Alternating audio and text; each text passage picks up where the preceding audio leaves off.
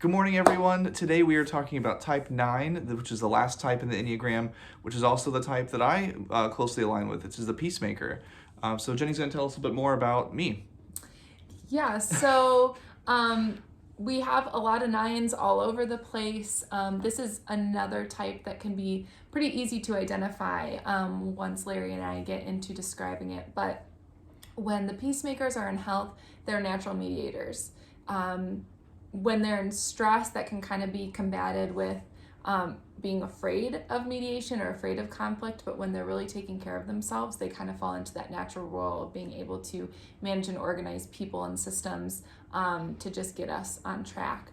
And they have wonderful perspective. They see the small and the big picture, and because of their desire for inclusivity for everybody, they work to make sure that everyone is taken care of, and that unselfish piece is really a big theme for them. Mm-hmm. These individuals tend to be really laid back, really go with the flow, very flexible. They're the people you want to go traveling with because if something blows up in your face, they're just like, well, we'll figure it out.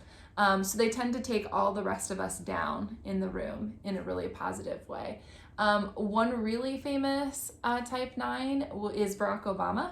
And just the way, that presidency led out, you can kind of see some of those themes there, the type of leader he was. Mm-hmm. Same with Bill Murray. So lots of times type 9s can just be fun-loving. I don't know if I've ever met anybody who hasn't liked Bill Murray. That's true. Just a very likable, laid-back presence. Yeah. Now in stress, like I mentioned, these individuals can get really indecisive, can kind of be paralyzed by what decision do I make, or I don't want to deal with the conflict of it. So oftentimes they just won't make any decision. Mm-hmm.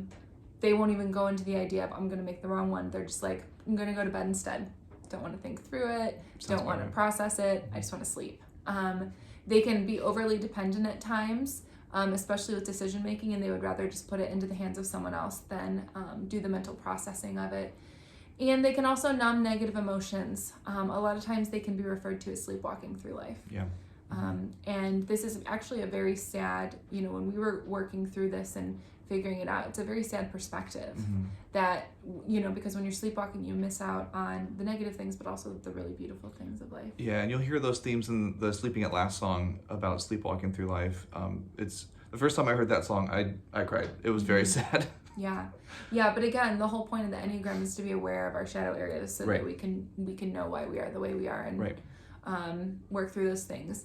And really, at the core of the type 9s, they can even become hostile and angry, which is really a strange thing when you look at a type 9 because of their laid-back nature. Mm-hmm. But that comes from their deadly sin, is the idea of this sloth and anger, that so much is repressed and so much is pushed down, and so much is left undealt with that they just, can explode at times. Right. So being really aware of that. And then, did you want to share a little bit about them in ministry? Sure, yeah. Okay. Well, working with myself in ministry, I think, is awesome. But the other 9s that I've worked with are pretty easygoing, and it's easy to point them out because whatever you want to do, they're like, yeah, let's do it. And that doesn't mean that they will follow you blindly, but that means that they're willing to work with you, and they're willing to just do what you need to do to get the job done. And my friends that are 9s are great at just like, hey, you want to do something? Yep, let's go. Or we'll just stay in and watch a movie or whatever. There's not a lot of conflict. Mm-hmm. They seem because they tend to avoid conflict. Mm-hmm. So it's really fun working with a 9 or being a 9. I've always enjoyed myself.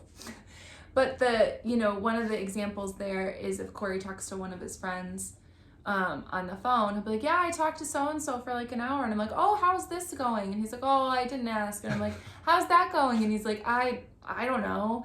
And so they're very easy to get along with, but things can stay very up here. That's because true, the concern is if we go down here, then there can be some type of discomfort or conflict. Mm-hmm. So just being aware of that. And so part of the work of the 9 is really practicing saying no. If you really don't want to do something, don't be a people pleaser, say no. Protect that boundary for yourself. Have your opinions and express them. You are worth enough, you are valuable enough to have those opinions, even if they may be different than those around you. It's uncomfortable. It is uncomfortable. And so just being bold about expressing those opinions can be a really big growth piece for the type 9s. Yeah. Taking a breath and engaging in conflict. Sometimes what type 9s see as the scariest conflict ever is just a normal conversation. So just really having that confidence in yourself that it matters, and if you want to have any depth in a relationship, you're going to have to experience discomfort. So True. 9s are great.